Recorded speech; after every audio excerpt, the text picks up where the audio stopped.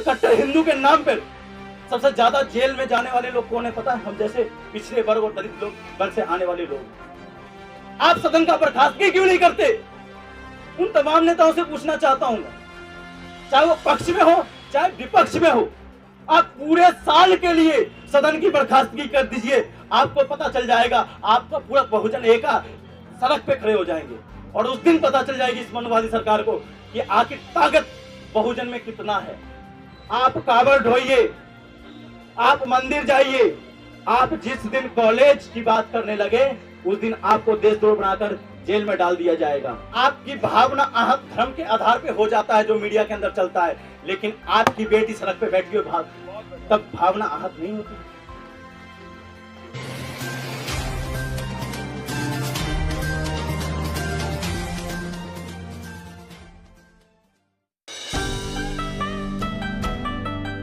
की बात करते हो, नारी सशक्तिकरण की बात करते हो, और नारी आपसे भीख मांग रही हो न्याय की, आप उस न्यायिक संगत पे बात नहीं करते हो। और समाज का एक नेता इस पे मुखर होकर सदन के अंदर नहीं बोलता है, तो इससे बड़ी विडंबना क्या हो सकती है? आप समझ सकते हो, ये समझने की जरूरत है हम जैसे लोगों को, हम जैसे युवाओं को, खासकर छात्रों को। जहां से हमारी नीति और रणनीति चलती है, उभरती है, क्योंकि बाबा साहब ने एक बात कही थी और उसी बात को हम नहीं मानते। बाबा साहब ने समानता की बात कही, लेकिन इस मनुवादी ने बाबा साहब को बांटकर जिसने देश को एक करने की बात कही उसको क्या कह दिया? जातिवाद के नाम पर संबंध कर दिया। आज 6 दिसंबर है, आज देख रहा हूं मनुवादी लोग शौर्य दिवस के नाम पर हर्षोल्लास से जश्न मना रहे हैं। अरे ये शौर्यता दिवस तो आज है कि देश को जागरूक करके अपनी जान इस मिट्टी को देके गया। तो शौर्यता दिवस बाबा साहब के परिनिर्माण पे होना चाहिए, या जिसने देश को बांट कर देश में राज करने का काम किया उसका शौर्यता दिवस होना चाहिए? ये पढ़े लिखे लोगों को समझने की जरूरत है। लेकिन दिक्कत ये है कि जो हम थोड़े से रेफरेंस को पढ़ते हैं, थोड़े से रेफरेंस को, वहीं पे हमारे अंदर क्या आ जाती है? एक शिक्षा की घमंड आ जाती है। क्या ना, मैं तो एससी से नहीं आता हूं, नहीं मैं तो ओबीसी में इस कास्ट से नहीं आता हूं। अरे भाई, जिसने तुम्हें शिक्षा की मंदिर तक पहुंचाने का काम किया, आज तुम उसी से मुकरते हो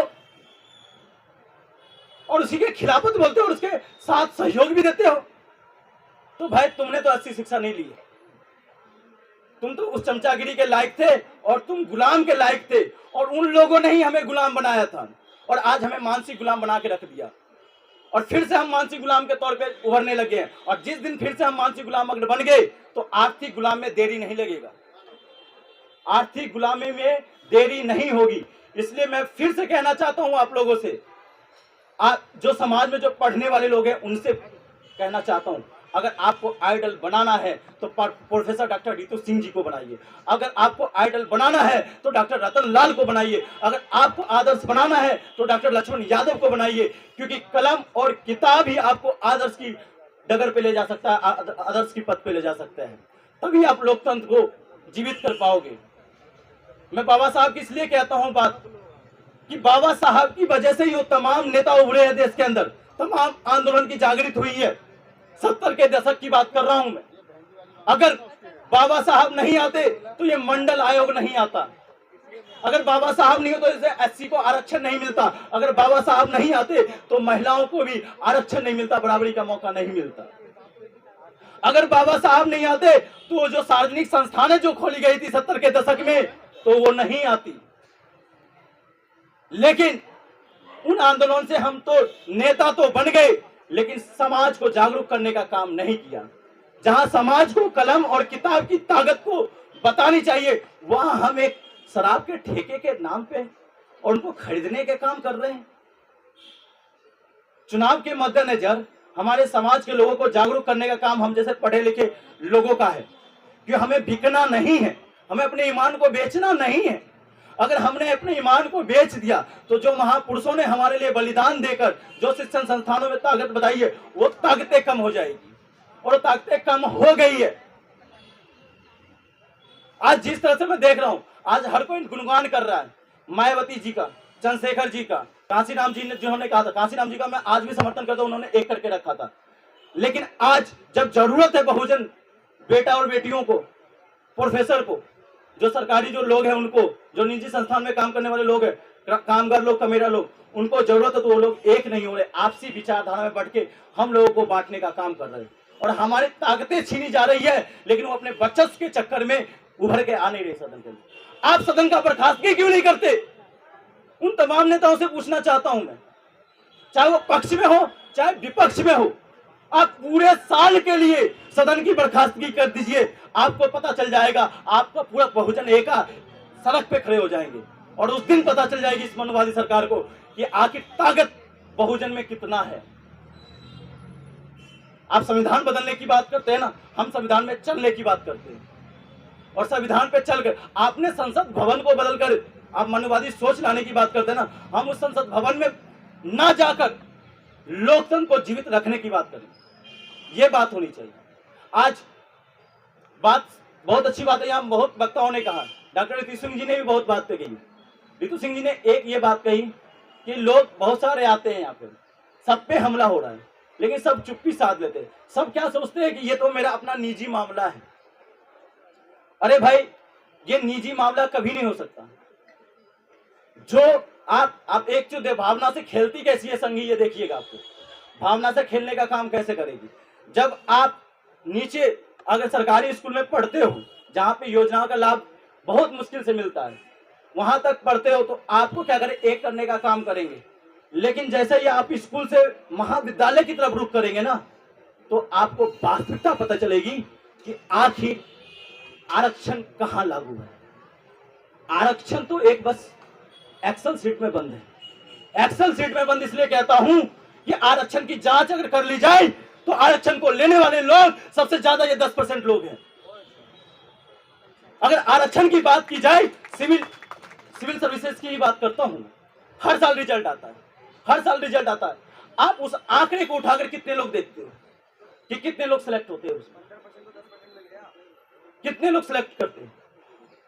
और एक जैसे आशुतोष भाई कह रहे हैं कि 10 वाले को 10%, अरे भाई 10% उनकी पॉपुलेशन भी नहीं है, 100% से ज्यादा आरक्षण मिल गया उनको, 100% से ज्यादा आरक्षण मिल गया उन लोगों को। और वो लोग हमें अपमान करने का काम करते हैं कि आरक्षण भोगी है, जिन्होंने 3000 साल तक आरक्षण लेकर पढ़ाई करने का अधिकार लिया। और बाबा साहब जिसकी इस देश में इज्जत नहीं करते ये मनुवादी लोग, बाबा साहब का आज पूरी दुनिया इज्जत करता है। आपको पता होगा, 26 नवंबर की ही बात कर लेता हूं, सिडनी विश्वविद्यालय के अंदर उनकी मूर्ति लगाई गई। लेकिन हमारे भारत के अंदर जब सुप्रीम कोर्ट के अंदर जब उनकी प्रतिमा लगाई गई, तो सरकार का एक नुमाइंदा वहां दिखा नहीं और मीडिया चलाने की हिम्मत नहीं जुटाई। तो आप समझ सकते हैं, लेकिन हम वही लोग हैं, उस मीडिया के माध्यम से हम सरकार को डिसाइड करते हैं। आपको पता होना चाहिए कि उस मीडिया में जो बैठे हुए लोग हैं वो अपनी विचारधारा को चला रहे हैं और उनकी विचारधारा पर फल फूल रहा है, लोग मान रहे हैं, वो भावनाओं से खेल रहे हैं। आपको मंदिर और मस्जिद के नाम पर चुनाव लड़वाएंगे, आपको कट्टर हिंदू बनाएंगे, खुद वो सनातनी हिंदू बनकर रहेंगे। और कट्टर हिंदू कौन होता है पता है आपको? आतंकवादी। आप भारत से बाहर निकलिएगा, आपको पता चल जाएगा। और कट्टर हिंदू के नाम पर सबसे ज्यादा जेल में जाने वाले लोग कौन है पता है? हम जैसे पिछड़े वर्ग और दलित लोग वर्ग से आने वाले लोग हैं। लेकिन फिर भी हम कट्टर हिंदू बनेंगे और वो लोग हर 4 साल पे सनातनी बनने का एक ढोंग दिखाएंगे पूरे देश के अंदर।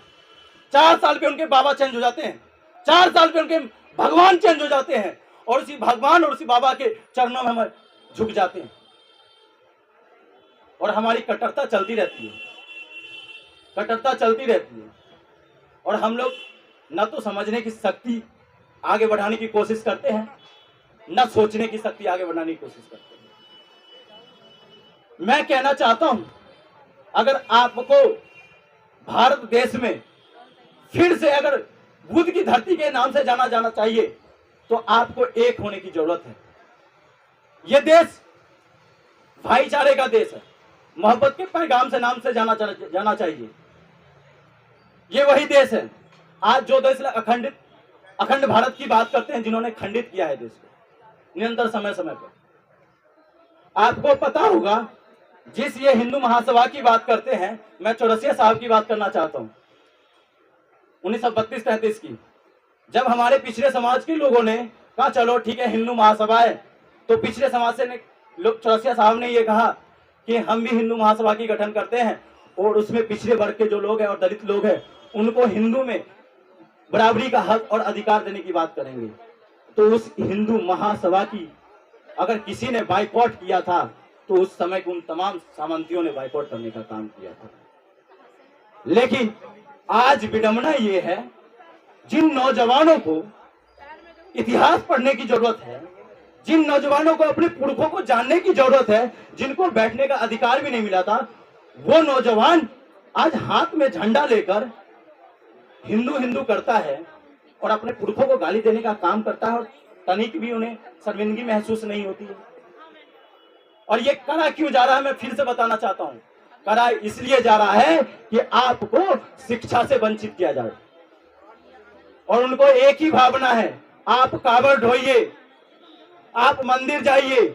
आप जिस दिन कॉलेज की बात करने लगे उस दिन आपको देशद्रोह बनाकर जेल में डाल दिया जाएगा, जैसे कि नीतू सिंह जी के साथ हो रहा है, लक्ष्मण यादव जी के साथ हो रहा है। मैं तो इतना ही कहना चाह रहा हूं, ये छोटा सा मंच है, मैं तो एक सामान्य सा युवा हूं, मुझे बहुत कुछ सीखने और समझने की जरूरत है, लेकिन जितना मैंने जाना है मैं उतना ही चाहता हूं कि मैं बाबा साहब के जो सपने थे, उन सपने को साकार करने में जो मेरी सहभागिता होगी, उतना सहभागिता देने की जरूरत रहेगी, उतना दूंगा मैं। उसके लिए मेरी जान जाएगी तो मैं जान देने को भी तैयार हूं। इस देश के लिए अगर मुझे युवाओं को, उसी युवाओं से गाली खाने की जरूरत पड़े तो गाली खाने को तैयार हूं, लेकिन उस युवा तक अपनी बात और बाबा साहब की विचारधारा को पहुंचाने का काम रोकूंगा नहीं। ये हर किसी को निर्णय लेना पड़ेगा। आज निर्णय इसलिए लेना पड़ेगा कि आज अगर आपने निर्णय नहीं लिया तो आने वाली जो भविष्य की जो पीढ़ियां हैं वो आपको गालियां देगी। आने वाली जो भविष्य की पीढ़ियां हैं वो आपको गालियां देगी कि हमारे पुरखों ने क्या करके गया था, जिस तरह से हमारे पिछले पुरखों ने गालियां देने का काम किया था।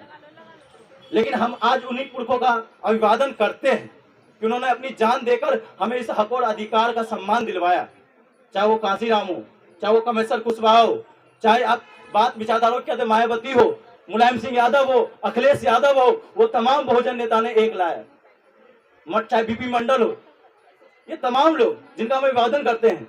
लेकिन आज ये लोग भी राजनीति में बट गए हैं, ये कहीं ना कहीं हमारे लिए खतरे की घंटी है और हमें एक होना पड़ेगा। इसी बात से मैं अपनी बात को विराम देता हूं क्योंकि बहुत सारे वक्ता हैं यहाँ पे, ठीक है, लेकिन एक ही बात कहूंगा, बाबा साहब की विचारधारा को आप लोगों को कायम रखने की जरूरत है और हम जैसे युवाओं के कंधे पर इसकी जिम्मेदारी है। और शिक्षण संस्थान में जब भी समय मिले, मैं बड़े बुजुर्गों से निवेदन करना चाहूंगा, जब भी आपको मौका मिले, नौकरी पेशा लोग जो बड़े बुजुर्ग हैं उनको शिक्षण संस्थान में अपनी उपस्थिति दर्ज करानी चाहिए, क्योंकि शिक्षण संस्थान से ही हम अपनी वास्तविकता को जान सकेंगे।